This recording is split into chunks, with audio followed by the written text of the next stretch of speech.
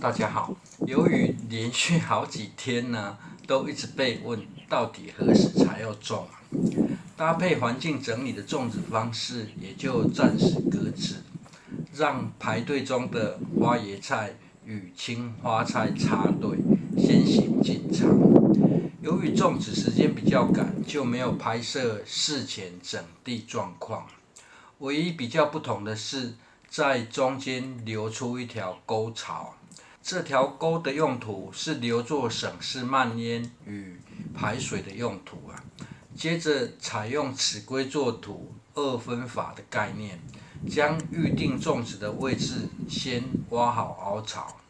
采用二分法，目测判断一段距离的终点就可以非常准了。这在种植作品7之2青花笋种植影片中有示意图详细说明。由于一开始是说共有30棵菜苗，一边有12块瓦片宽呢，种15棵用二分法的方式，很容易就可以抓出间距啊。由于这些菜苗来源是来自专业育苗场，幼苗都已经长得很健壮了，种植过程就自行观看了。而来聊聊这些菜苗有趣的来源。家母跟对方说呢，要20颗花椰菜跟10颗青花菜啦。这出现了第一个问题：家庭种植一次种这么多哈，这些菜成熟的时间很接近，不分批种植的话，会吃得很累啊。加上成熟时，若是遇到天气很热哈，还会快速长爆开花。而对方专程送过来还不收钱哈，这又是比较不好意思的地方啊。家母说硬塞了20元给他了，专程送来20元买一杯饮料都还不够哈，还客气的推来推去，实在不知该说什么。这也是习惯自行育苗的原因啊。而种到一半时就发现了第三个问题，可能是贩售机制的原因。买10颗送2颗哈，结果花椰菜竟然有24颗，青花菜有12颗啊，空间规划直接被打败。种完后还多出6颗菜苗，也就只好先塞到后院去啊。而这些菜苗跟自行育苗的菜苗有点不同，这幼苗的茎就可以长得很健壮了。但是自行育苗的时候，菜叶却很细致鲜嫩啊，很可能是基肥使用上观念的不同。由于自行育苗时呢，会想让幼苗的叶片先长好，所以培养过程氮肥的成分会比较高啊。而这育苗场的幼苗为了健壮好种植，可能偏好钾肥。以上纯是个人猜想，得找时间测试才有办法确认原因啊，也算是育苗逻辑观念上的很大不同。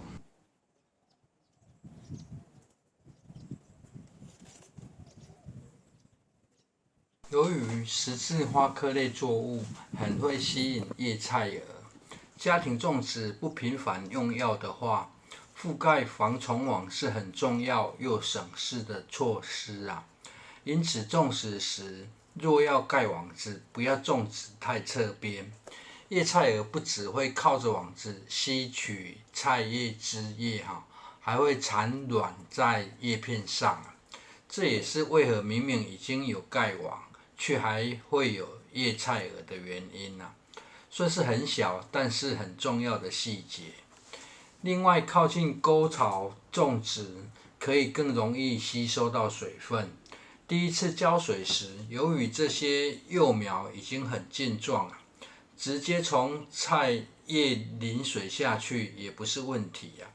但是之后水就只浇在沟槽里，详细原因呢，等添加易肥再一起说明啊。这之后会改用小型抽水马达进行浇水与施肥。沟槽里的变化要几天后呢，才有办法拍摄说明啊。趁定点浇水的时间呢，就来谈一下很多人不知道的事啊。有些人回到乡下会觉得白花椰菜特别好吃的原因，除了心情与家庭种植照顾上的差别，这也很有可能是另一个原因呐。白花椰菜呢，其实有分为绿梗或是白梗。绿梗的白花椰菜会比较甜，也更细嫩。同样的方式料理起来，吃起来差异却不小的原因，说不定只是没有注意到品种的差异啊。由于买不到绿梗的白花椰菜种子，所以才会从专业育苗场取得的原因啊。而这青花菜育苗场也说是新品种啊，也是有相对清甜细嫩的改良。有恍然大悟的人呢，麻烦按个赞啊，也算是对烹饪技术或人员献上歉意。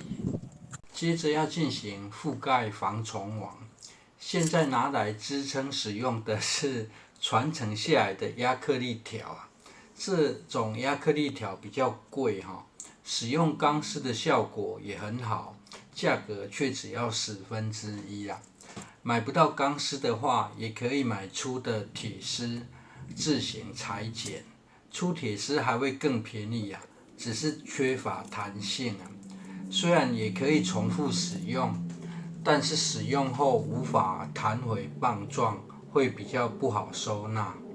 而钢丝与粗铁丝实际操作过程呢，过往的影片也曾经示范过啊，就直接略过哈。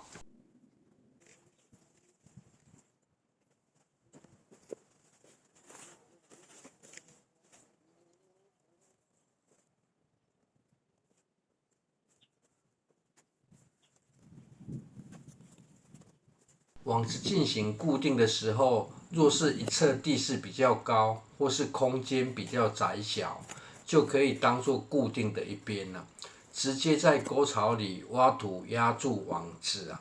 至于左侧则留作可以活动翻起的一边了，因为排水道还没有修整好，暂时用砖头压正啊。用砖头压正有个特别的好处啦，不用担心哈。不同采收的人，网子会不知如何盖回去啊。而若是网子比较宽大，可以将多出的网子留在活动这一边，下方反则往内塞呢。只要有压好，还会封得更无缝隙啊。至于浇水与沟槽间的变化呢，就等后续拍摄再进行说明了。谢谢收看。